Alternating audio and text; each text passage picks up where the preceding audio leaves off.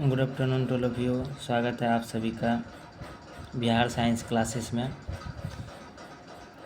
आज हम लोग साइंस का सिलेबस के बारे में देखेंगे। जो भी बच्चे क्लास 10th में तैयारी कर रहे हैं 2027 के लिए, अगर वो चाहते हैं कि हमारा रिज़ल्ट बहुत बेहतर हो तो इस चैनल को लाइक एंड सब्सक्राइब करें एंड ज़्यादा से ज़्यादा शेयर करें। और आज हम लोग साइंस के सिलेबस के बारे में देखेंगे। साइंस 3 पार्ट से मिलकर बना हुआ है। क्लास 10th में साइंस में 3 भाग पढ़ेंगे। साइंस में 3 भाग पढ़ेंगे। कौन कौन? फिजिक्स,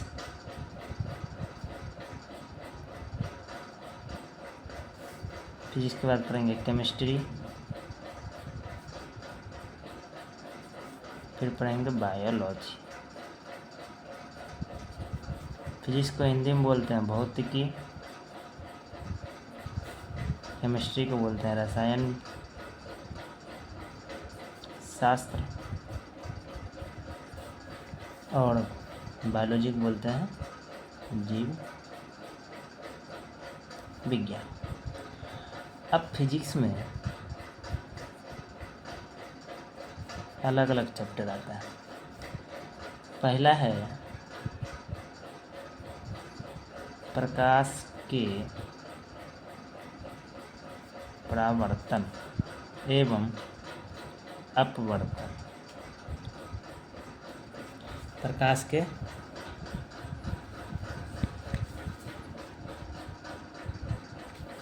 परावर्तन एवं अपवर्तन। क्लियर है यहाँ तक? दूसरा है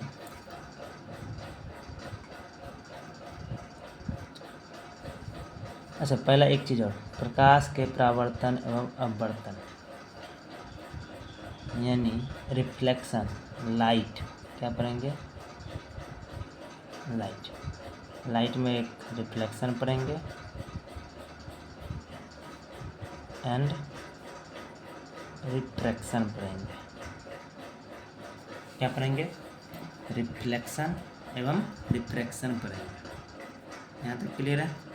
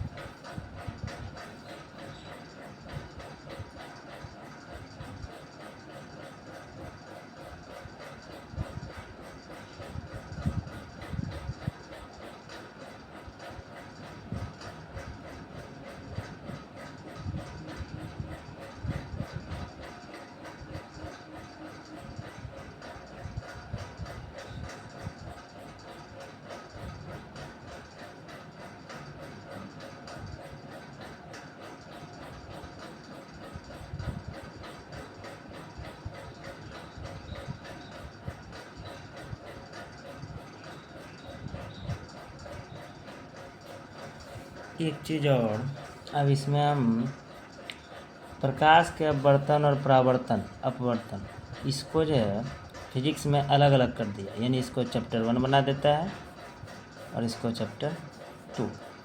दूसरा है मानव नेत्र, मानव नेत्र यानी ह्यूमन आई, ह्यूमन आई क्या है, मानव नेत्र, ह्यूमन आई। अब इसमें जो है हम लोग प्रकाश के परावर्तन एवं अपवर्तन में प्रकाश के बारे में पढ़ते हैं। मानव नेत्र में किसके बारे में पढ़ेंगे, मानव के नेत्र यानी ह्यूमन का आई कैसा है, कैसा दिखता है, उसके अंदर क्या क्या पार्ट होता है। फिर तीसरा है विद्युत धारा, विद्युत धारा जिसको हम बोलते हैं इलेक्ट्रिक करंट, क्या बोलेंगे, इलेक्ट्रिक करंट। क्लियर है। फिर उसके बाद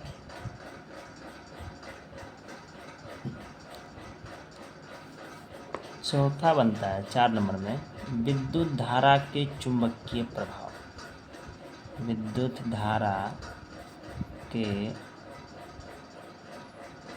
चुंबकीय प्रभाव, विद्युत धारा के चुंबकीय प्रभाव। अब इसी में हम लोग विद्युत मोटर के बारे में भी पढ़ते हैं, चालक, कुचालक, सुचालक सब इसी में पढ़ेंगे। क्लियर है। अब उसके बाद एक चैप्टर होता है जिसको बोलते हैं ऊर्जा के स्रोत, ऊर्जा के स्रोत, ऊर्जा के स्रोत यानी source of energy, source of energy. विद्युत धारा के चुंबकीय प्रभाव को लिखेंगे magnetic effect of electric current, magnetic effect of electric current. यहाँ तक क्लियर है। चलिए अब फिर आगे देखेंगे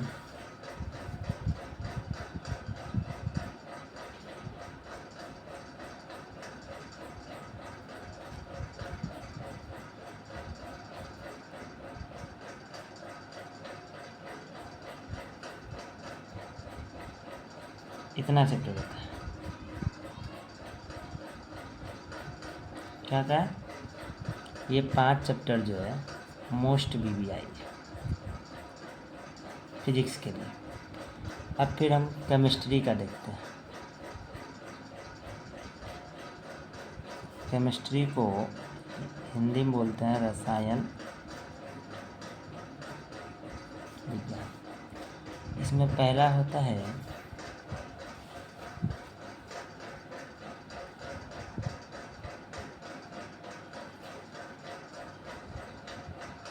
हमारे आसपास के पदार्थ,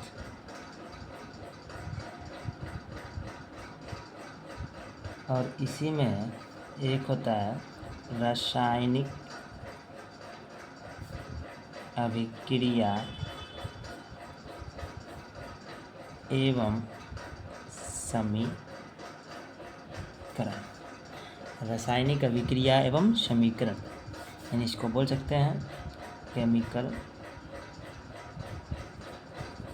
रिएक्शन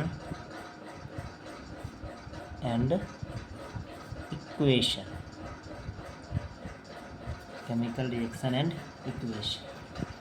यहाँ पे क्लियर है। इसमें दूसरा चैप्टर हम लोग पढ़ेंगे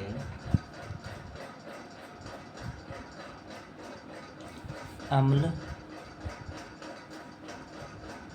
क्षारक एवं नमक यानी एसिड बेस एंड साल्ट। ये क्लियर है। तीसरा चैप्टर आता है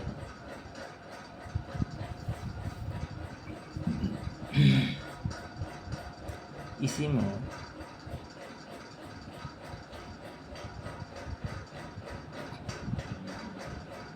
तीसरा आ जाता है धातु एवं अधातु।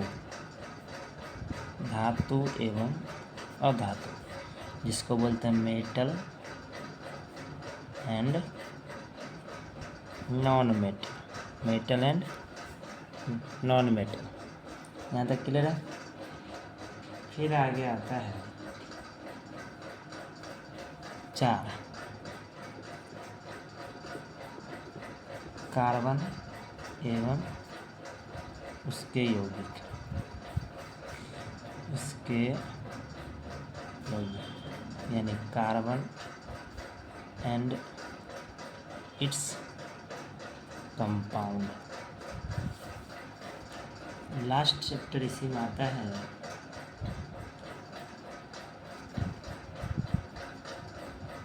तत्वों का आवर्त वर्गीकरण। तत्वों का आवर्त वर्गीकरण। यहाँ तक क्लियर। तत्वों का आवर्त वर्गीकरण। फिर इसमें आता है 6 में प्राकृतिक संसाधन, इसको बोलते हैं नेचुरल रिसोर्स। Natural resource. अब आता है बायोलॉजी। बायोलॉजी को बोलते हैं जीव विज्ञान। जीव विज्ञान में पहला चैप्टर आता है। जीव विज्ञान से टोटल, इससे साइंस से टोटल 80 मार्क्स का क्वेश्चन पूछता है। 20 मार्क्स का प्रैक्टिकल होता है। 20 मार्क्स का प्रैक्टिकल होता है, जो कि आपको कॉलेज से मार्क मिलता है। और इसके लिए आपको कुछ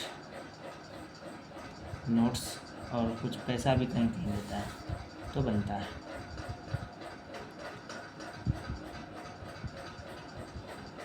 बायोलॉजी में चैप्टर 1 है कि जीवों के लिए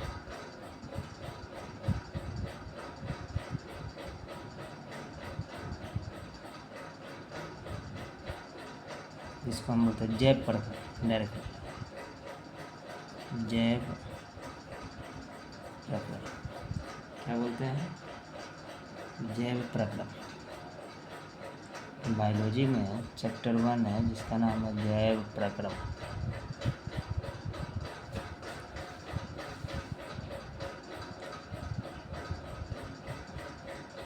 उसके बाद दूसरा आता है नियंत्रण एवं समन्वय। नियंत्रण एवं समन्वय। तीसरा इसी में बनता है जीव जनन कैसे करते हैं। जीव जनन कैसे करते हैं।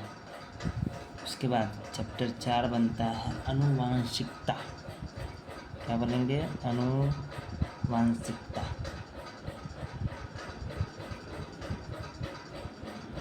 एवं जैव विकास। आनुवांशिकता एवं जैव विकास। 5वां इसमें बनता है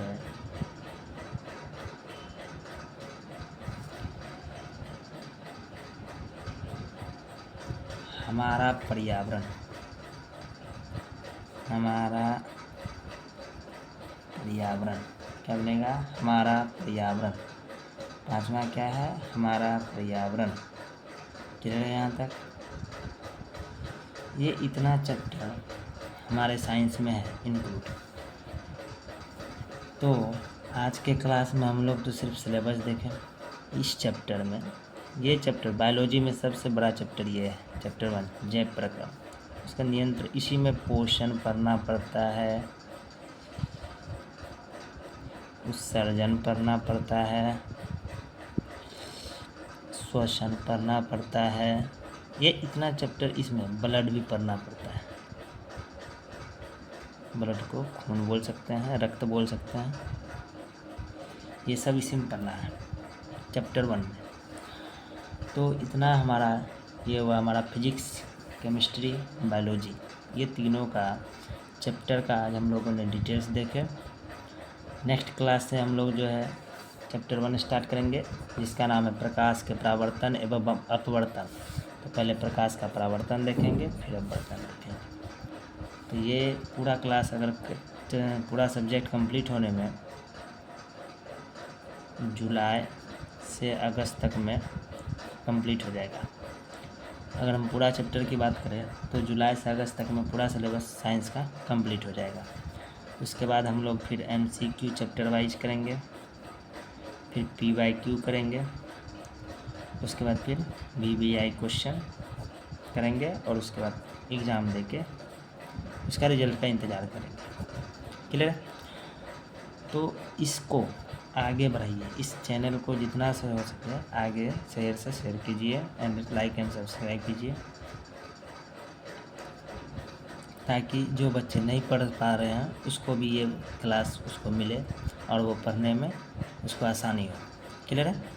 तब तक के लिए मिलते हैं नेक्स्ट क्लास में। तब तक के लिए थैंक यू। जय हिंद, जय भारत।